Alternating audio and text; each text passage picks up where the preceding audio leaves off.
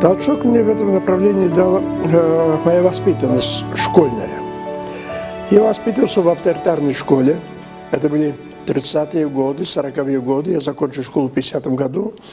И тогдашняя школа, советская школа вообще, покоилась, опиралась на силовой подход к детям. Может быть, к этому способствовал партийный стиль управления образованием в целом и страной еще. Так? Ну вот, у меня была одна учительница, самая любимая для меня, которая не была похожа ни на кого другого. Она и спасла нас. Она была гуманной, доброй, чуткой, отзывчивой. И вот на фоне этого учителя все остальные уроки блекли. Завершив школу, я поступил на востоковедческий факультет, вовсе не думая стать учителем, но вот обстоятельства меня привели к детям.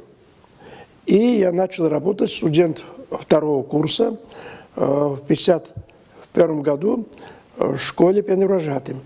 Вот с тех пор я все чувствую, вот внутренняя моя натура, чувствовала, что так вести образовательный мир дальше нельзя. Нельзя так относиться к детям. Мы просто манипулировали над ними. Так, приказывали, заставляли, принуждали, запрещали и так далее. И в рамках такого воспитания, ну, конечно, получали воспитанных людей, но не свободных. Духовно, внутренне не свободных. Я пристрастился к классической педагогике, а она, эта педагогика, и открыла мне, так сказать, внутреннее зрение, что ли, вот, ну, третий глаз, скажем условно, так? Или четвертое измерение, измерение духовности. Классическая педагогика на этом измерении строится.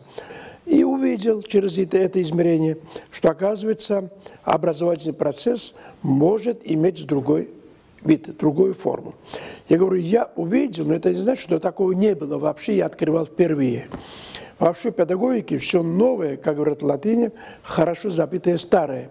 Я открыл очень хорошо забитое старое, то, что наша душа небесного происхождения, то, что эта жизнь есть подготовка жизни к вечной, и то, что в человеке есть микрокосмос, который в состоянии объять макрокосмос и так далее. Вот когда открыл эти вещи в себе, а это уже были 60-е годы, и для меня передо мной началась вот, другая проблематика возникла.